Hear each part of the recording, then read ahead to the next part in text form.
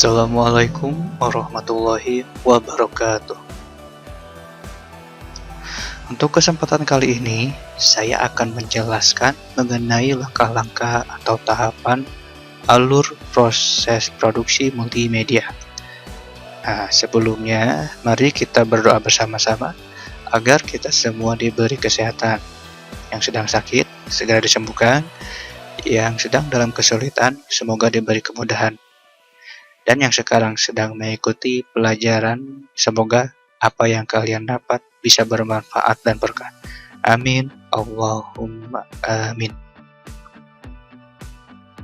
Nah, kita kembali ke pokok materinya. Seperti yang saya sebutkan sebelumnya, untuk materi kali ini kita akan membahas mengenai langkah-langkah ya untuk menghasilkan sebuah produk, objek, dan yang lainnya. Kita pasti melewati beberapa langkah yang berurutan, seperti yang sudah kita pelajari di pelajaran kelas 1 tentang algoritma. Oke, bagi yang tahu apa itu algoritma, silakan ketikkan di komen, nanti saya akan kasih 2 poin.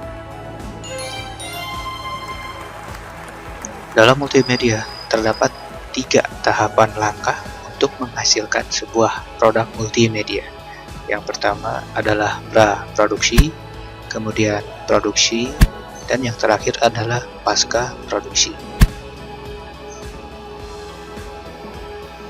Nomor 1. Yang pertama, tahapan pra-produksi atau pre-production.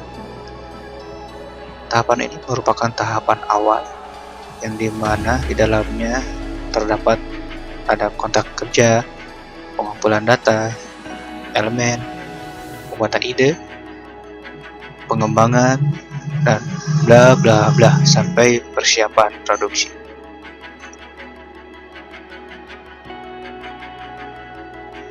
Berawal dari ide kecil yang dituangkan secara tertulis dalam beberapa tahapan rancangan. Pengembangan ide sama halnya dengan pembuatan cerita fiksi dalam bahasa Indonesia, dimulai dari tema, judul, gagasan, dan seterusnya. Berikut adalah tahapan pra-produksi.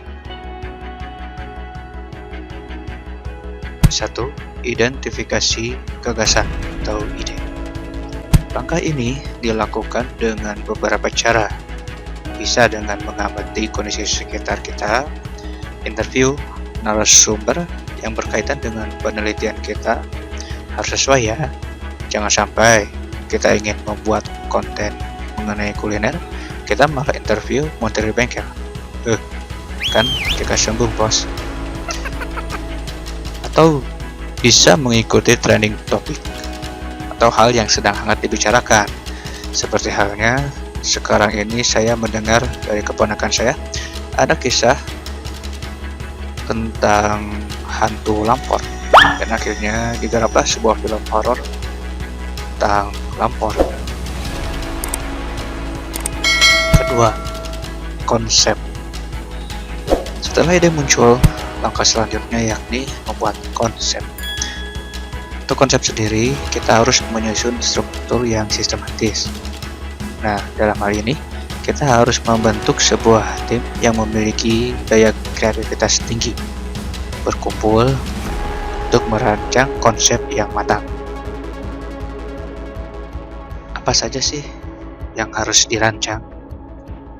Check it out. Yang pertama, ini tema cerita. Menjelaskan pokok cerita atau garis besar ceritanya saja. Yang kedua, judul cerita.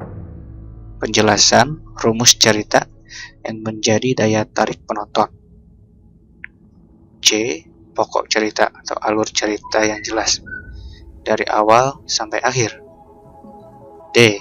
Tujuan cerita, yaitu penyampaian pesan moral kepada penonton. E. Sasaran, ini target penonton. Siapa sajakah yang akan menonton hasil produksi kita? Yang ketiga ada sinopsis. Ini tidak jauh beda dengan rangkuman materi ya. Setiap bagian penting dalam cerita masuk di dalamnya, tetapi tidak sampai akhir. Hal tersebut mungkin akan membuat penonton bertanya-tanya akan akhir dari ceritanya, sehingga mereka pun penasaran dan tertarik untuk menonton hasil karya kita. Kalau dalam novel sama halnya dengan blurb ya. Kemudian kalau dalam penyajian visualnya bisa dibilang dengan trailer film. Kemudian yang keempat ada rangkuman cerita atau treatment.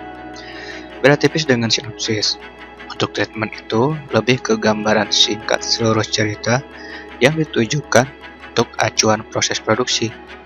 Jadi bedanya untuk sinopsis hanya sebagian kecil ceritanya saja, menunjukkan hal-hal yang menariknya saja, tetapi tidak sampai akhir film. Tapi kalau untuk treatment itu seluruhnya, tapi tetap aja disingkat dari awal sampai akhir.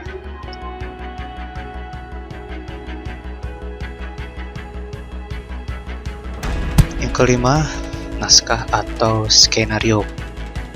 Teks yang berisikan gambaran visual secara rinci yang akan divisualkan. Tujuannya agar para pemeran dan kru paham kondisi cerita dengan jelas. Isinya melibatkan lokasi, waktu, peralatan yang dibutuhkan, peran, properti, serta pihak yang lainnya.